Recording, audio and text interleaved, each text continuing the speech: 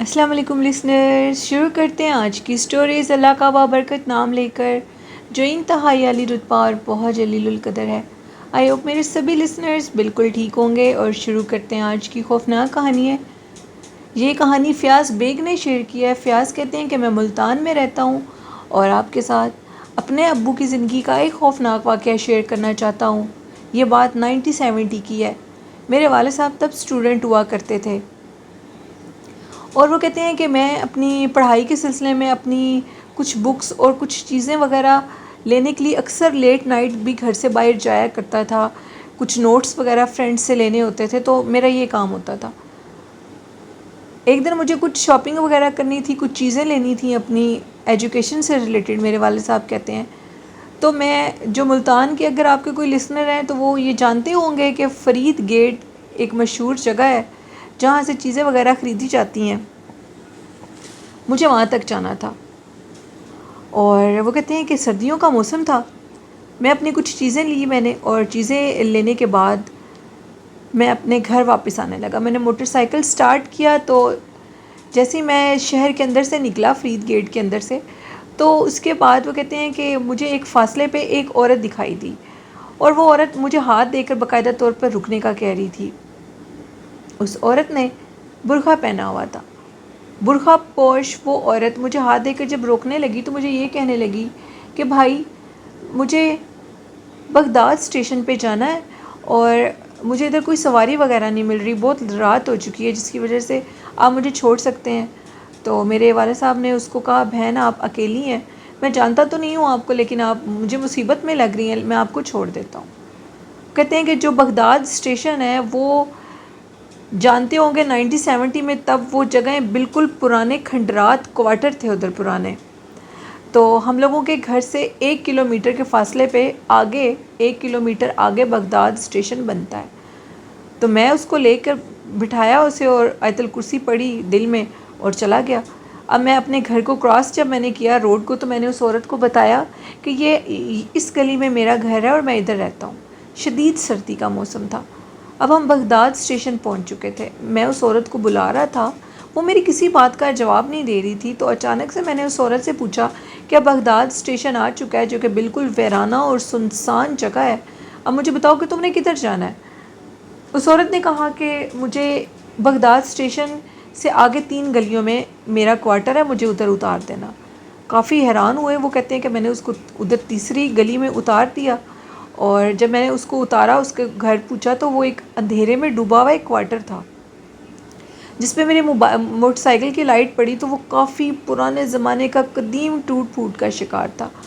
میں نے اس کو کہا، بہن آپ آئندہ اتنی رات کو اکیلے اس طرح مت آنا، عورتوں کے لیے اچھا نہیں ہوتا۔ اور یہ کہہ کر میں نے موٹر سائیکل گھمایا، تو مجھے پیچھے سے آواز آئی کہ تم خوش قسمت ہو، تم بچ گئے ہو، کہ تمہارے پیچھے تمہاری ماں نے آیت الکرسی پڑھ کر پھونک دی تھی، اس وجہ سے تم بچ گئے ہو، نہیں تو آج تک ادھر جو بھی مجھے چھوڑنے کے لیے آیا وہ کبھی زندہ نہیں بچ کر واپس گیا۔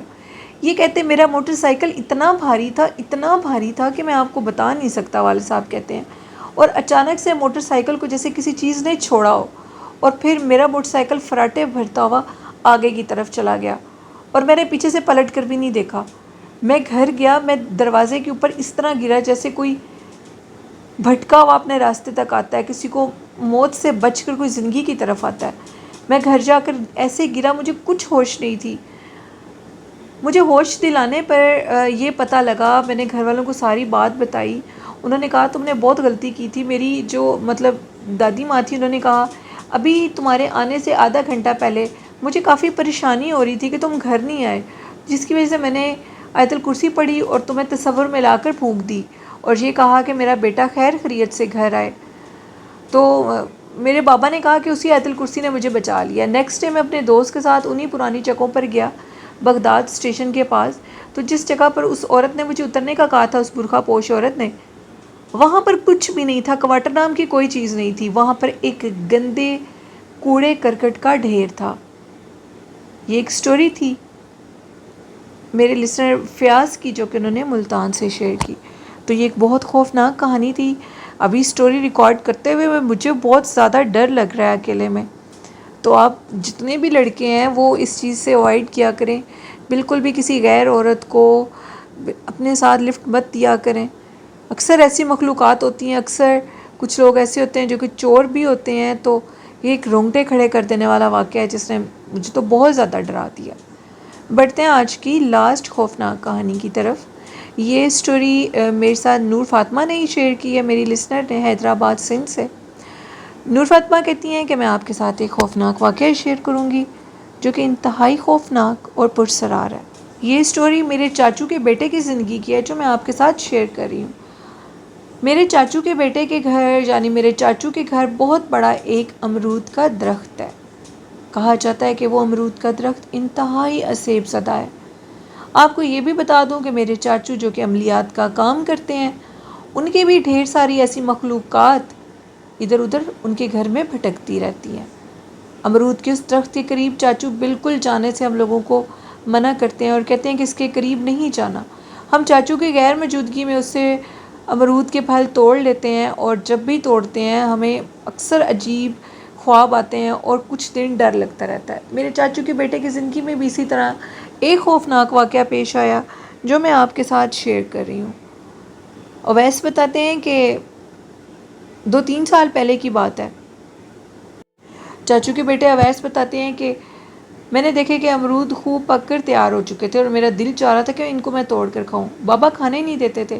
میں نے شام ہونے کا انتظار کیا اور کہا کہ وہ جو درخت ہے جو کہ ہمارے صحن میں لگا ہے وہ اوپر چھت تک جا رہا ہے، میں شام کے ٹائم اس سے کچھ یہ امرود توڑوں گا اور پھر کھا لوں گا، بابا کو پتہ نہیں لگے گا.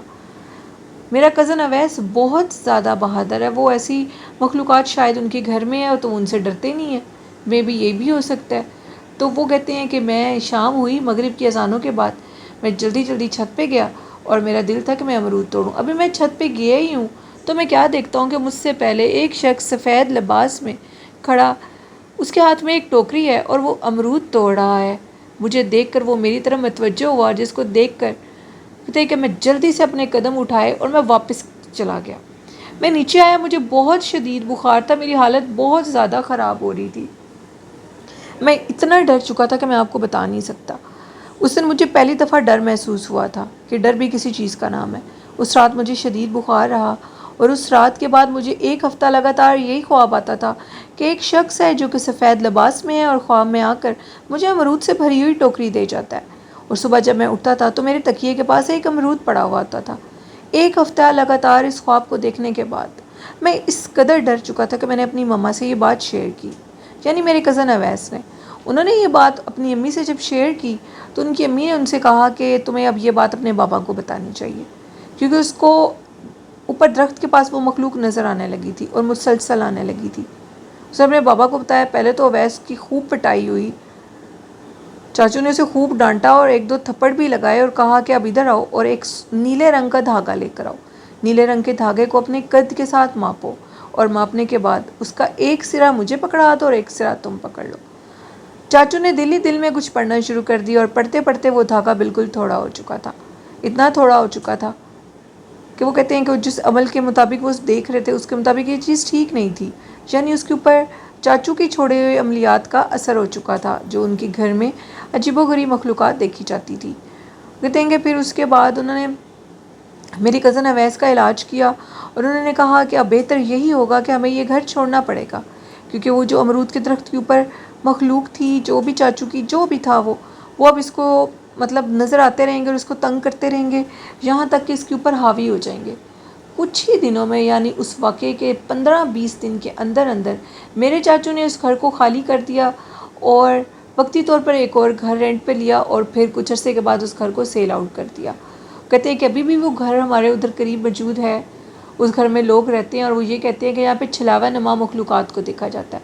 وہ بھی اس گھر سے بہت زیادہ تنگ ہیں اور اس گھر کو چھوڑنا چاہتے ہیں. یہ ایک سٹوری تھی نور فاطمہ کی جو کہ انہوں نے میرے ساتھ شیئر کی. بہت شکریہ نور اپنی سٹوری شیئر کرنے کے لیے. تو یہ تھی آج کی خوفناک کہانیاں لسنرز. ان واقعات سے آپ نے کیا کچھ سیکھا ہے؟ آپ لوگ اپنا فیڈ بیک مجھے ضرور دیا کریں. اور رات کے ٹائم بالکل ان نون پرسن کو اپنی گاڑی میں اپنے موٹر سائیکل پر لفٹ مت دیں. وہ کوئی بھی مخلوق ہو سکتی ہے جو کہ ہمیں نقصان دے سکتی ہے. شام کے ٹائم چھتوں پر مت جائیں، لڑکے لڑکیاں جو بھی ہیں، بوڑھے جوان، کیونکہ یہ مخلوقات اس ٹائم آزاد ہوتی ہیں. یہ ہمارے پیارے نبی صلی اللہ علیہ وسلم کا بھی قول ہے کہ مغرب کے ٹائم اپنے گھر کے دروازوں کو بند کر لو، اپنے بچوں کو، حتیٰ کہ آپ خود بھی بڑے لوگ باہر مت جائیں، کیونکہ یہ مخلوق آزاد ہوتی ہے اور ٹکانہ ڈھونڈ رہی ہوتی ہے کسی نہ کسی جگہ پر جانے کا۔ حدیث ہمیشہ سچ ہوتی ہے اور یہ کئی واقعات سے ثابت ہو چکی ہے۔ اور یہ میرا نیو چینل ہے، آپ سب لوگ اسے ضرور سپورٹ کریں، چینل کو سبسکرائب کریں، اور اپنی نیو سٹوریز آپ بھی اس چینل پہ شیئر کر سکتے ہیں۔ آخر میں کہنا چاہوں گی، والدین جیسی خوبصورت نعمت کی بہت قدر کریں، ان کی عزت کریں، احترام کریں، ان سے بہت محبت کریں جیسے بچپن میں انہوں نے ہم سے کی ہے۔ نماز، درود شریف، قرآن پاک کو اپنی زندگی کا حصہ بنائیں، نیکی کے کاموں کو اپنی زندگی کا حصہ بنا لیں، آخرت اور دنیا سنور جائے گی۔ اسی کے ساتھ اپنی ہوسٹ نیلم یاسین کو اجازت دیجیے، دعاؤں میں یاد رکھیے گا۔ اللہ حافظ، اللہ نگہبان۔